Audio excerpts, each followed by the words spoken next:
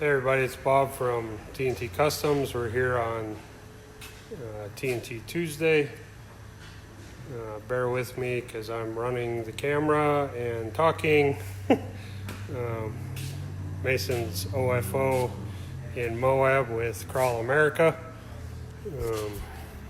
So I gotta run the camera and do this old school. I don't have a helper. Today we're going to talk about the front wheelbase stretch on your TJ/LJ. So let me look.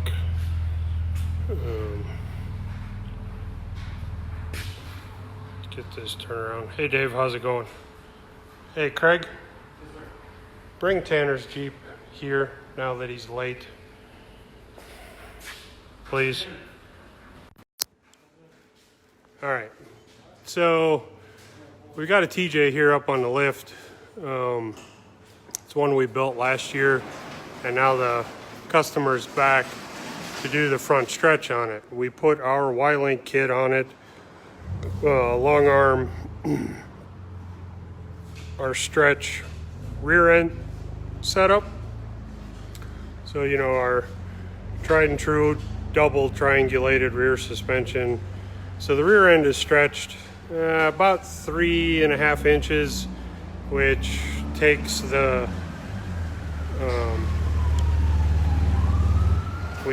wheelbase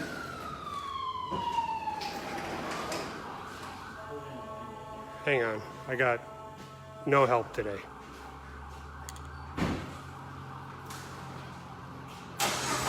So it takes it 3.5 inches from 93.5, so that's 97.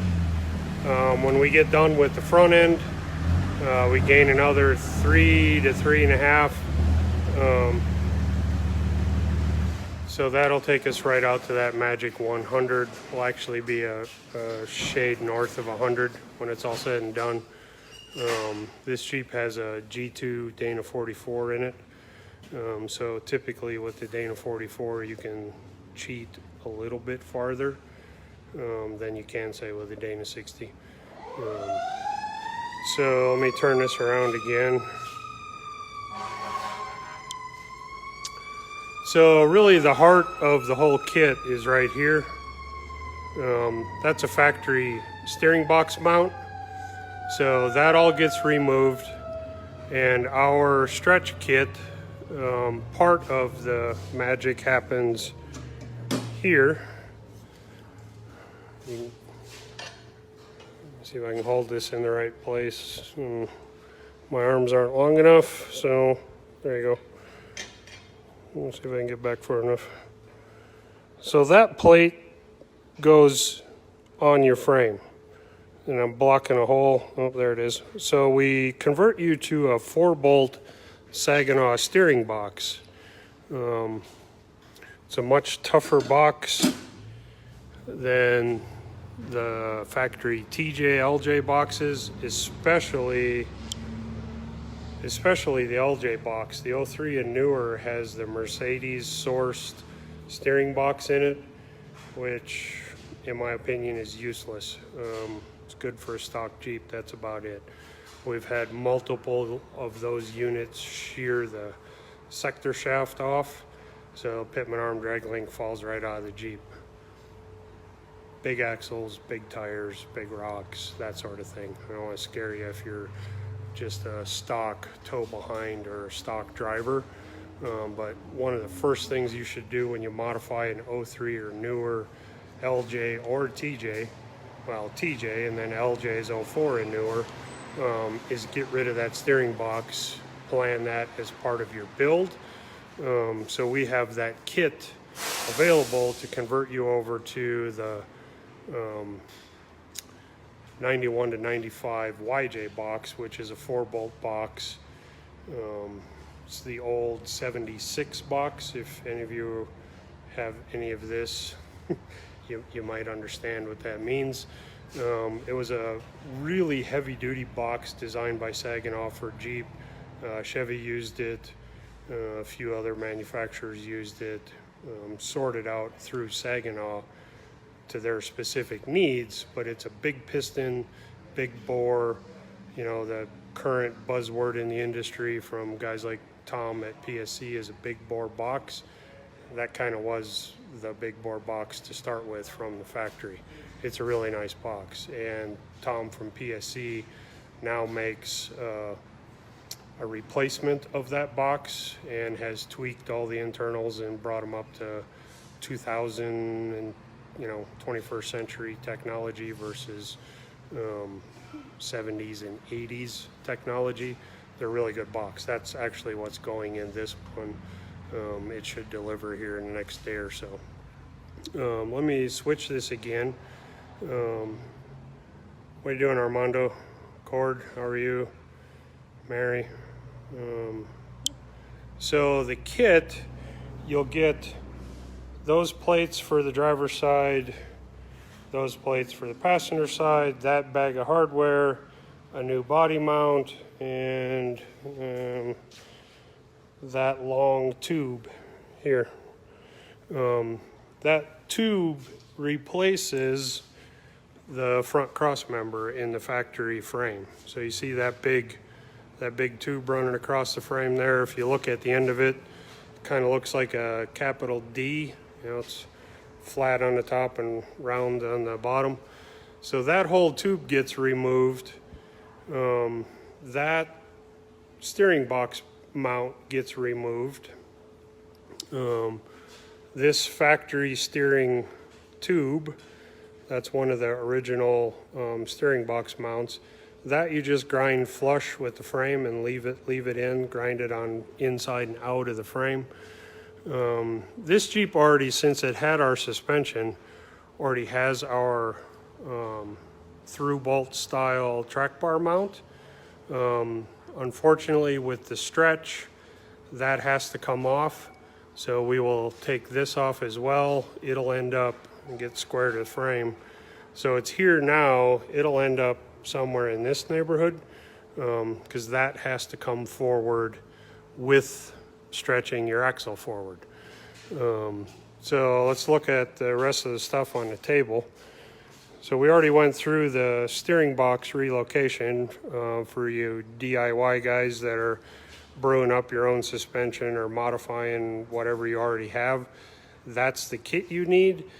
This kit here on the table, it's kind of a la carte. It's built to order. It depends on what you actually have. But this particular kit on the table is based on you already having our TNT suspension. So if you have our suspension, what you're going to get is the lower coil buckets. We do our stretch via the coil bucket. So you can see that this, we have an 1.5 inch adjustment in our coil bucket placement. These ship loose. We just thread a bolt in from the bottom to hold them, but that way you can slide them back and forth on the slot. If you look at your factory coil bucket, see that notch here? That's where obviously where it goes in the axle. In a stock configuration, that coil bucket is actually out here in front of the axle. So essentially we're flip-flopping that. We're taking center line from where it was in front and taking it around to the rear. You're probably noticing this big tall bracket here. What that allows us to do is build the track bar bracket as an integral part of this coil spring mount. So now, you've run into this if you've worked on any TJs. Here's the axle that came out of this Jeep. So you got a track bar bracket here and the coil bucket is there. You can't, the factory one, the track bar bracket or mount is down, you can see my finger under there, is down here underneath the track bar or underneath the coil bucket.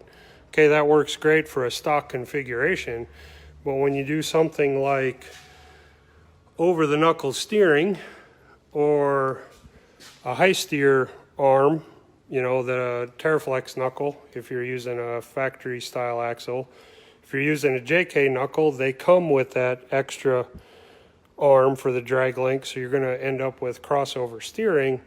Having that track bar stuck way back here is not ideal. It's a workable solution, and a lot of us in the industry have been using that system for years. But now when you stretch your front end, this coil mount, let me get over top of it so you can see it. It's hard to see. There. You can see axle center line. We've already tweaked this front end forward a little bit when we built it. Normally this center line is 1.5 inches forward of axle center line. So this front end was stretched about 1 inch. That's all we could get away with. But now that we're doing the full stretch, this will end up back here 3 inches behind axle center line, which frees up all this space. So we can bring that track bar bracket here onto the coil bucket.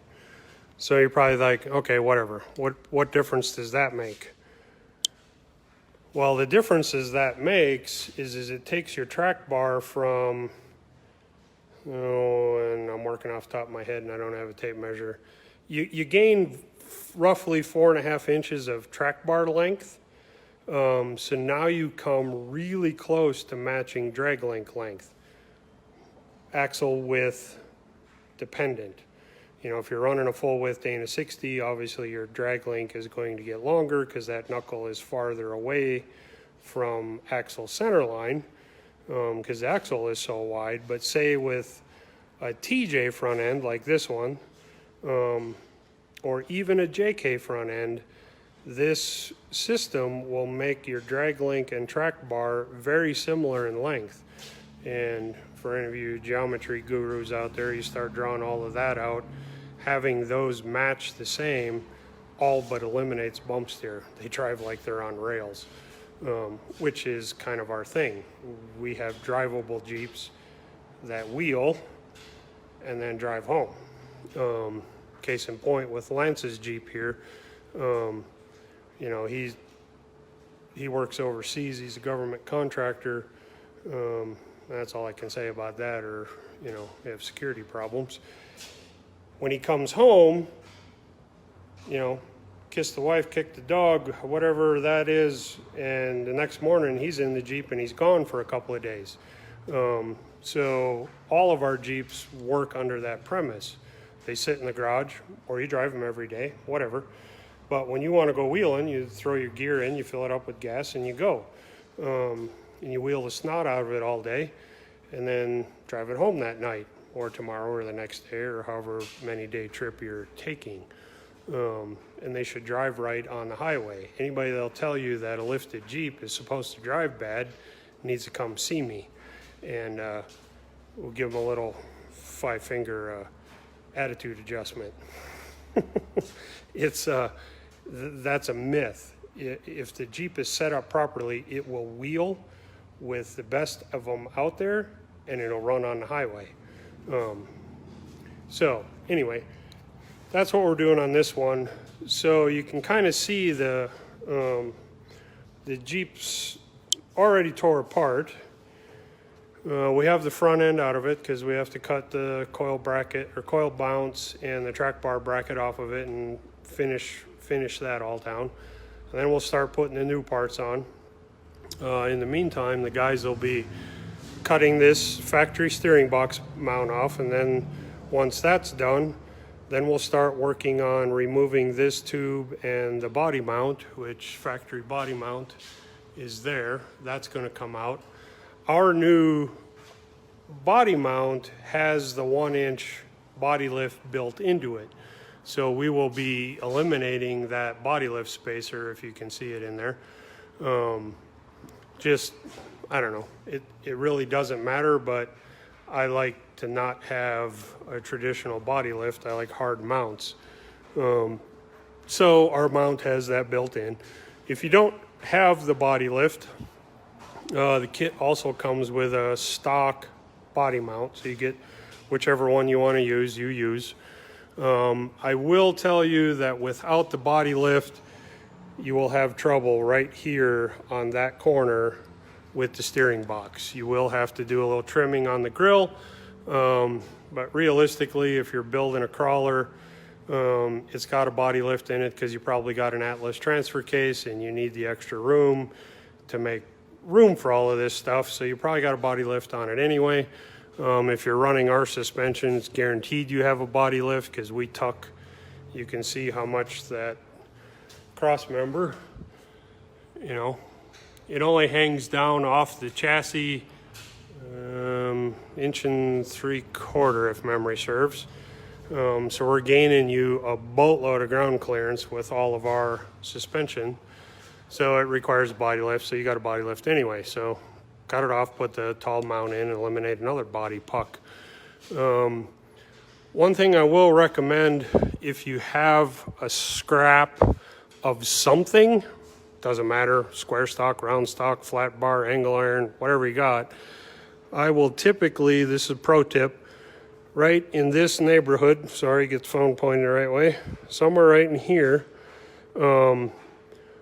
tack weld, heavy tack weld a piece from frame rail to frame rail. You don't have to get carried away, it's just got to be a good heavy tack, maybe 2 heavy tacks, before you tackle removing that tube. The weight of the motor is pushing down on the frame. I have in the past had the frame rail spread slightly. It just makes for a bugger to get everything back lined up. So put a piece of scrap in there. Angle iron works the best in my opinion. Just put a piece across there, put a couple heavy tacks on there, that will stabilize the front of the frame. Turn this around again. That'll stabilize the front of the frame and make your install a lot easier. This kit's not for the faint of heart. You need some destructive tools. You need to be able to weld. You know, it's going to take a DIY guy at home probably the better part of a weekend to accomplish. We do them here in about 8 to 9 hours here in the shop, with stripping the frame, cleaning everything up, welding it all in, squaring and leveling, and getting all of that stuff installed. You notice there was, let me flip this one more time. You notice these 4 holes in the steering box mount, right? So in the kit, you're going to get 4 pieces of 1-inch 250 tubing, right? So that tubing, there's 3 of one length and 1 of different length. And you'll notice it when you look at your steering box, the upper, the back upper bolt hole, that tab is closer to the frame than the other 3. So that's where the short tube goes. So what I typically do is when we put that piece on, that bracket is the same width as the height of the frame. And it's also square here. See all that little garbage? You want to clean all that up. It's factory slag. So you have a nice straight edge here. You put that bracket on flush here, and I will use a like a welding clamp somewhere in this neighborhood, you know, hold the inner and the inside and outside piece on. All of this has to be ground down smooth. When you remove this inside piece, that brace goes away, that bottom brace goes away, and the tube gets cut off flush with the frame. And you'll put them 2 plates on here, level everything, square it all up nice, clamp that, and then that hole that is in our bracket here, out here on the end, you can kind of see it. I have to cut it this way or else the hole wouldn't cut, but you can drag that end of that bracket straight across, and that is the end of the hole, if that makes sense. So we're actually moving your sway bar if you're going to run, say, a Curry or a off-road only. You know, the sway bars that go through this tube, we're actually going to move that center line almost an inch forward, because we're going down in diameter and then we're moving it all the way to the front. So that drags the center line about an inch forward. You're going to need that with the stretch. One thing while we're talking about those, off-road only sells in stocks application specific bushings for their sway bar. So for this kit, if you're going to order that, you know, give us a crack at, we're a dealer, give us a crack at including that in your kit. But if you're going to go out on your own, you want to buy direct from off-road only instead of a reseller, because the reseller probably doesn't have a clue what we're talking about. But Steve up at Off-Road Only stocks and machines a bushing for his sway bar kit to fit with this kit. Does that make sense? So if you call Steve, tell him you're doing TNT's steering box relocation kit, please ask him for the appropriate bushing. He'll switch out the kit, put the right bushings in, you'll have everything you need. If you're using a Curry Any-Rock, those frame bushings, they have a bushing that pops in this this D-shaped hole that the sway bar goes in. You will have to take that bushing to a machinist and have them chuck it up in a lathe and turn that diameter down to fit in our new tube. It's not really a big deal. I guess worst case scenario, if you just live somewhere where lathes are illegal and there are no machinists, I don't know if that, I can't see that would happen. There's a machinist in every town, but if you just don't have one, you can send us the bushings and we can machine them for you in-house. Take us a couple of days, turn around, it's no big deal. So I guess I'll get started towards wrapping this up. We have Tanner's Jeep over here, so we can kind of give you a perspective on what we're talking about as a finished product. So you can see, it's hard to see, there's a lot of stuff in here. The PSC steering box is hiding back there. You can see it there, PSC. You can see our top tube. So that upper mount, that tube essentially sits right on top of the frame. Then you got the other ones down here. What you notice, if I get down low enough, see you got nothing hanging below the edge of the frame. Typically, well, not typically, always, on a stock TJ, see there's the end of the pitman arm. On a stock TJ, you're gonna see the front of the steering box poking out down here. Can't get my, there we go. Something like that.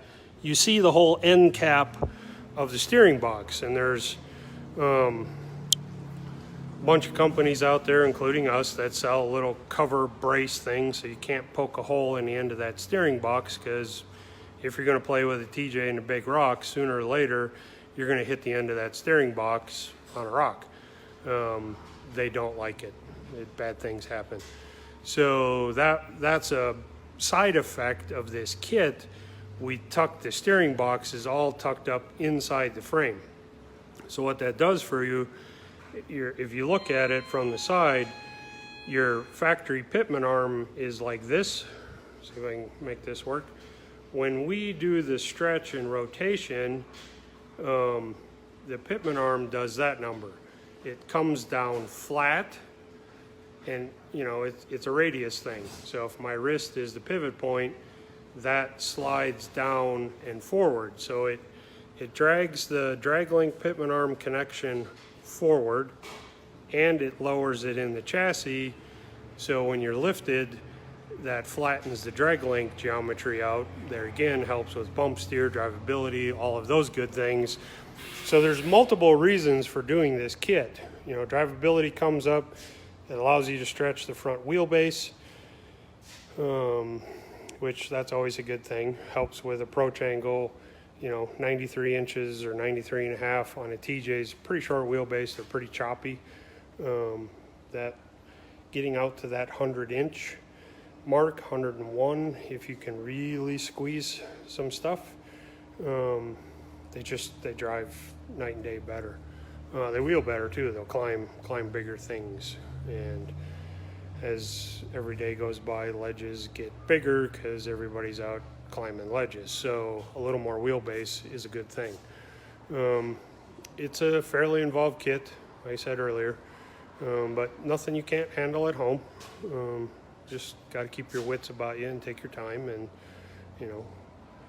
measure twice, cut once, as my dad would always say. He was a carpenter.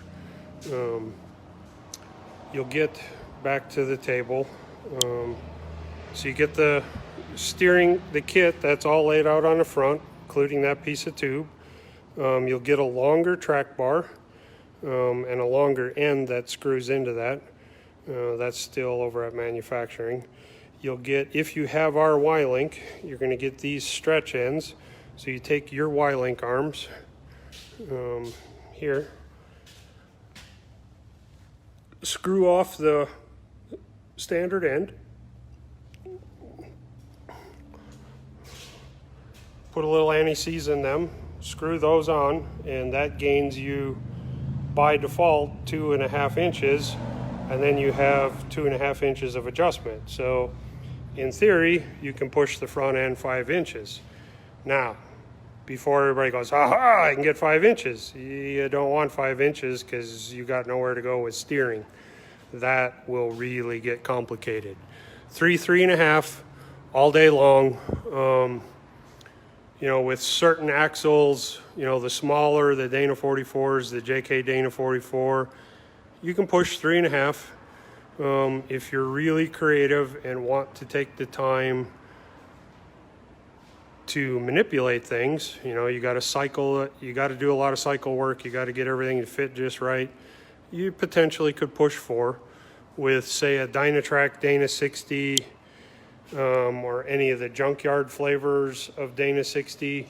3 inches is realistic, the limit, because that diff cover sits straight up and down factory, and the housing is so big and everything's just big. 3 inches is about all you're going to get with the Rock Jock 60 and the tilted cover, or the Terraflex. There you can start approaching that 3.5 inch range before you start running out of room for track bar and steering. So, like everything in life, nothing's easy, and nothing's free. So you have to take your time. You got to cycle stuff. You got to make sure it's going to fit, because you damn sure don't want to get out on a trail and call it close enough and get out there and smash the tie rod into the pitman arm and break a steering box, and oh my God, there's all kinds of really horrible possibilities that can happen. So check it all at home. It's easy to fix at home. Another pro tip, tack and check.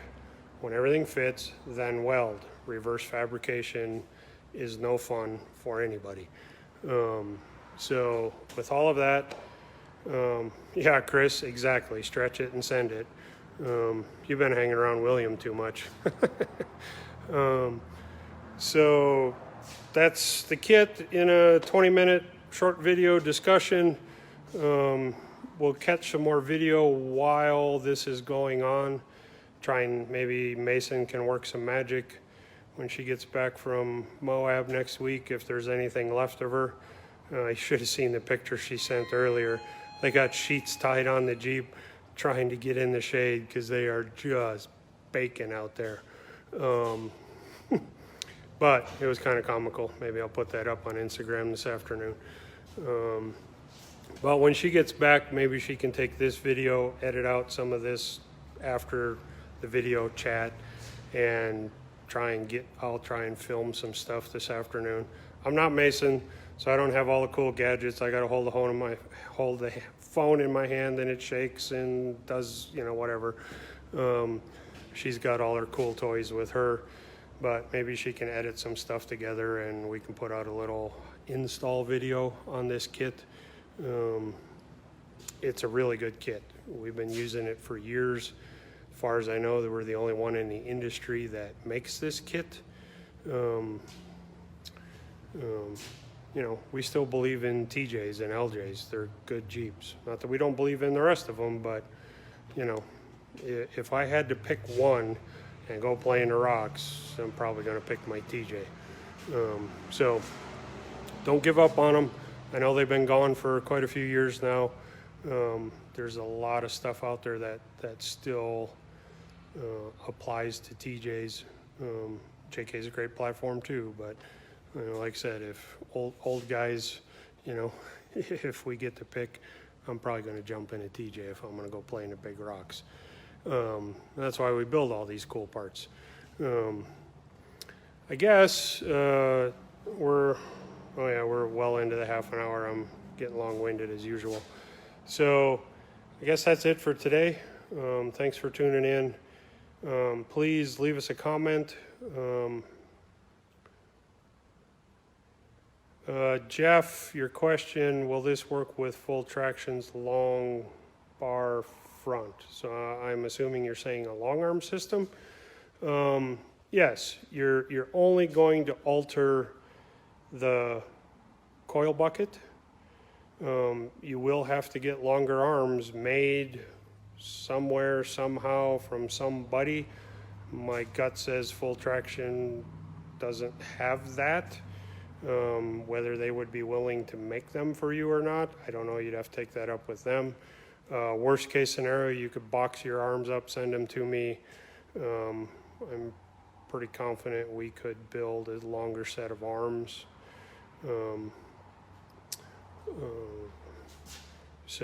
But yeah, I know their control arms do not have enough length adjustment to get you this 3.5 inch stretch. So if you can figure out how to get longer arms, yeah, not a problem. Let me go back through any more. Thanks, Ross. Yeah, Tanner was working on boxing some of that stuff up. You should see it here shortly. Thanks for your patronage. Don't see any other particular tech questions. Let me scroll through quick. Got a lot of watchers. Hi, Armando. Got my eye on you. But yeah, if you think of any tech questions after we sign off, just post them in a comment. I'll go back through this again tonight, and then I can answer your specific question. If something arises this afternoon while you're doing whatever you do this afternoon, we'll get all that info out to you. Okay. No, Jeff, we have an industry unique. I'll answer this question quick and then I'll get out of here. We have an industry unique thread assembly. We're the largest thread of any of the big manufacturers. We use an 1 3/8 12.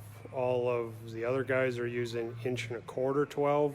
So no, our extension will not screw on to your arm.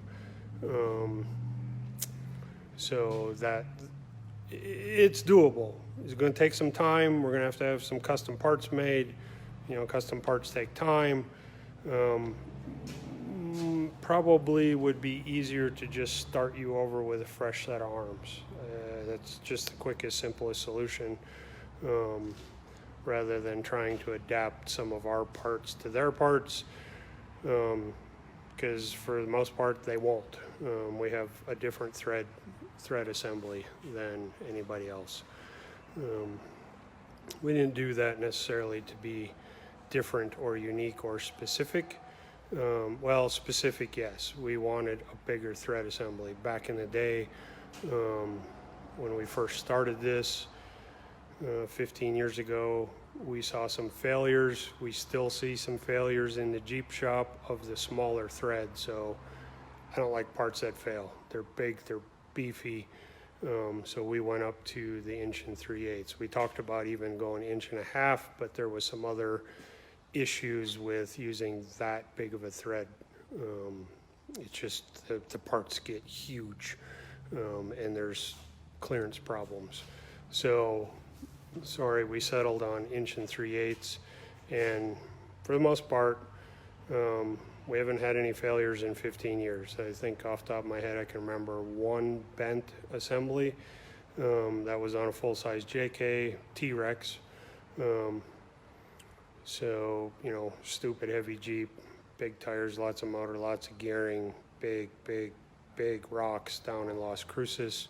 We dropped off about an 8-foot waterfall, and just that you could see a little bow, but you know, that's a pretty rare thing, especially in a TJ. You will never get that kind of weight in a TJ. And if you do get that kind of weight in a TJ, you should probably rethink your build. That, you know, 8,000 pound TJ is kind of retarded. So, thanks, Chris. You know, shout out to Summit Machine over there in Utah, Jolene. You know, we've been with her from day one. Jolene, Summit Machine, yeah, they build the best joint there is. It's no questions asked. Take our joints built out of her parts apart and compare them to anything on the market, and you'll see for yourself. They're just bulletproof. They're stupid easy to work on.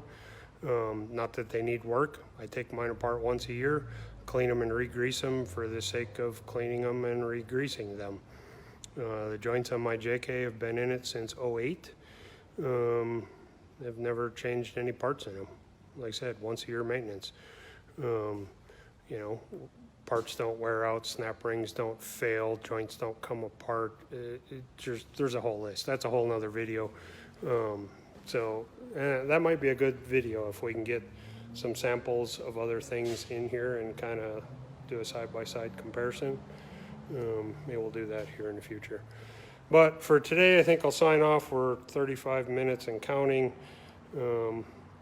That's what happens when I don't have a camera girl standing in the background doing this number. Bob just tends to talk because I like to talk about Jeeps and cool parts and, you know, my business. You know, if you haven't tried us, give us a try.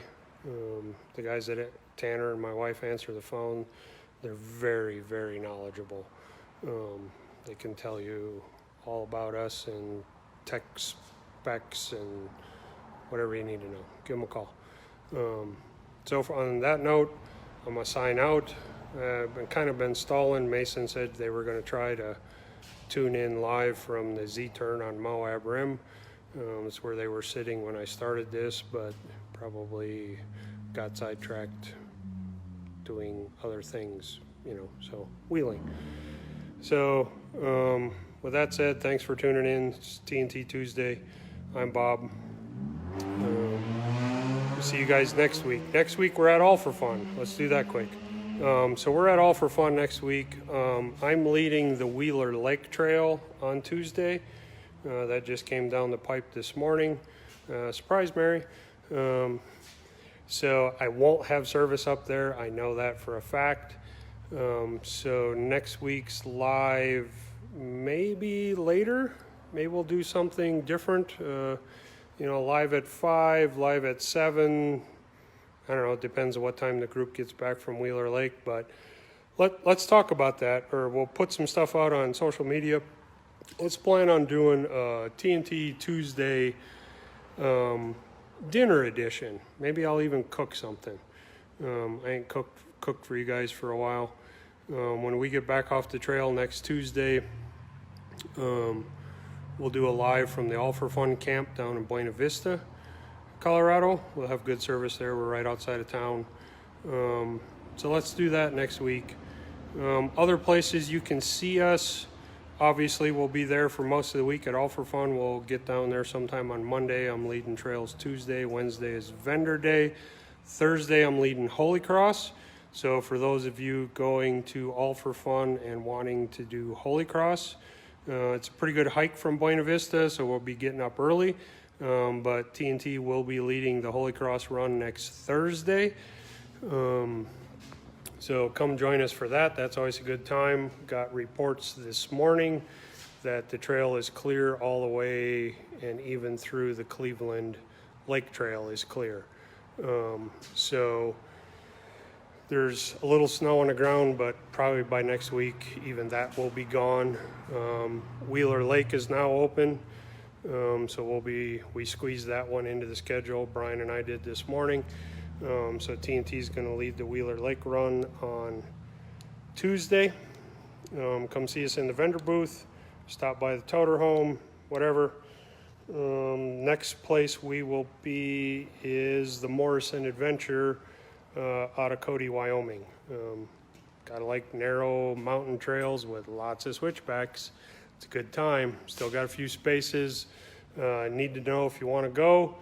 And if you want to go, I need a commitment because we do have to make a few hotels reservations up there. It's kind of overlanding style, but not full on overland. We will be staying in some hotels because of bear concerns.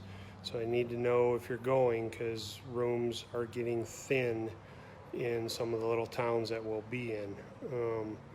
Next place is Last Man Standing.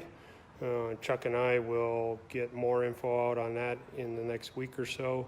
We kind of called a bunch of people out last week when William was here. William's working on a contingent of guys from the east. So it'll be a east versus west kind of thing. It should be a lot of fun. Last Man Standing's real deal. We're going to play on the big rocks. We're going to travel. We're going to stress you and your Jeep. So come prepared. And then wrapping up our fall is Fall Adventure, which is full on overland. I do all the cooking. You just got to bring your Jeep and your sleeping gear. We are out in the woods. There ain't much woods there, but I like that term. We're out in the woods. We're out in the wilderness for 3 days at a crack. So, come prepared, have a good time. Some good campfires and discussions happen around the campfires at night. It's a lot of fun. Not real hard wheeling. But very, very remote. And then last on the schedule is Chili Challenge down in southern New Mexico in October. Please stop and see us. Mary and I will be down there. Not sure what I'm driving yet. Probably JK. But Brian will be down there with his stretch JK. We got a couple of TJs coming. Should be a good time. So with all of that, now I'm really late, and I'm hungry. So peace out. We'll see you guys next week for dinner at All for Fun.